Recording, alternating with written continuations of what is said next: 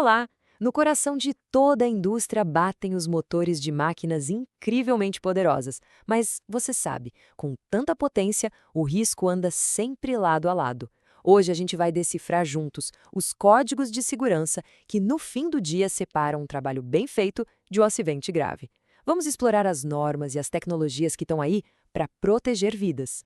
Nosso roteiro é simples e direto. Primeiro, vamos entender os riscos da indústria. Depois, a gente mergulha na famosa NR12. Em seguida, vamos ver como se analisa o perigo na prática. Daí, focamos em algumas máquinas específicas e, para fechar, a gente conversa sobre algo fundamental: a cultura de prevenção. Então, vamos lá. Para a gente poder falar de solução, primeiro a gente precisa ter a dimensão exata do problema. E o fato é que o ambiente industrial é, por natureza, um lugar de alto risco. Essa frase aqui é o ponto de partida de tudo. É que a rotina, o dia a dia, às vezes faz a gente baixar a guarda, sabe? Mas conhecer a fundo o equipamento que se opera, isso é a primeira grande barreira de proteção. O que está em jogo é muito alto, e a prevenção começa exatamente aí, no conhecimento. Agora, olhem esse número: 208.350. Isso representa o total de acidentes de trabalho com quedas num período de 5 anos. Aí você pode perguntar, tá, mas o que isso tem a ver com máquinas? Bem, tem tudo a ver. Segurança é um ecossistema, uma coisa está ligada na outra. Pensa só, um piso escorregadio por causa de um vazamento de óleo de uma máquina, ou uma área de trabalho mal planejada em volta de um equipamento, isso pode causar uma queda tão séria quanto um acidente direto com a máquina. Os riscos raramente agem sozinhos. E para as empresas, bom, ignorar as normas de segurança sai muito, mas muito caro. E não estamos falando só de multa, não. É interdição de equipamento, são ações na justiça, aumento de seguro, e nos casos mais graves, a coisa vai para a esfera criminal. Ou seja, prevenção não é só uma questão de ética, é uma decisão de negócio super inteligente. Certo.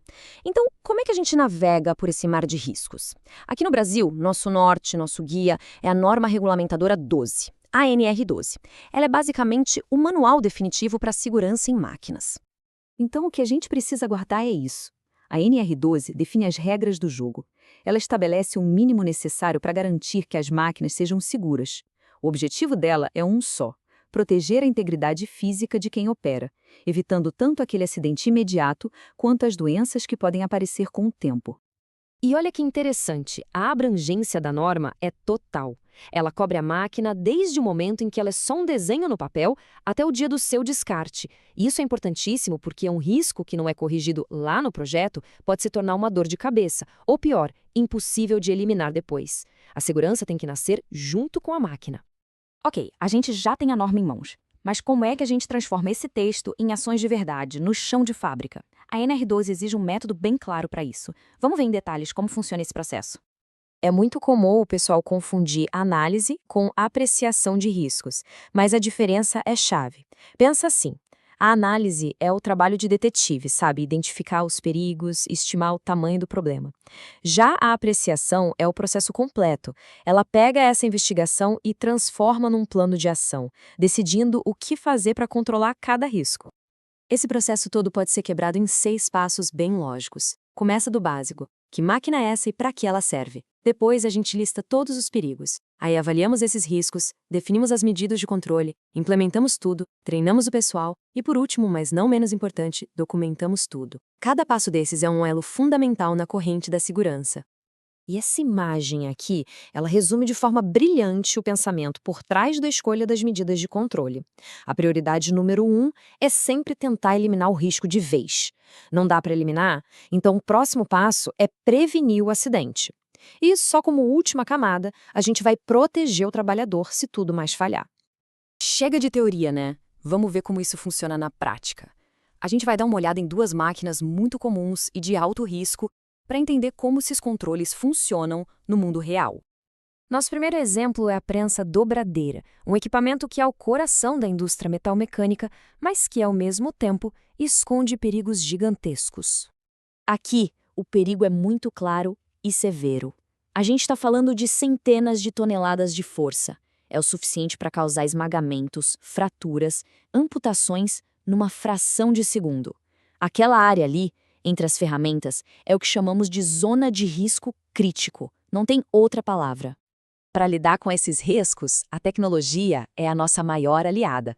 Sensores a laser criam uma espécie de cortina de luz invisível. Se qualquer coisa cruzar essa barreira, a máquina para na hora.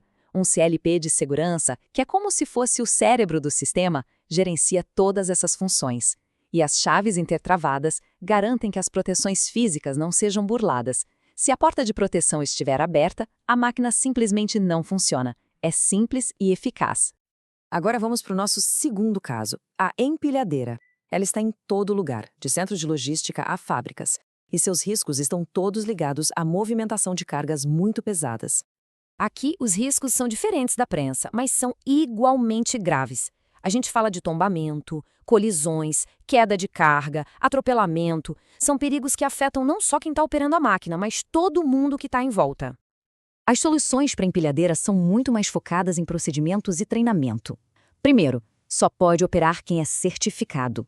Segundo, a inspeção diária, o famoso checklist, é regra de ouro. E claro, existem técnicas de operação, como manter os garfos na altura certa e o jeito correto de subir uma rampa, que são cruciais para evitar acidentes. Chegamos na nossa última parte. E aqui, a gente precisa entender que segurança é muito mais do que seguir regras e usar equipamentos. É uma questão de filosofia, de cultura da empresa. Essa citação resume tudo. Segurança de verdade não nasce porque a lei obriga. Nasce quando se torna um valor compartilhado por todo mundo na empresa. Quando a análise de riscos vira parte da cultura, a prevenção acontece de forma natural, não porque alguém está mandando. E para fechar, fica essa reflexão. Segurança é uma regra ou é um valor?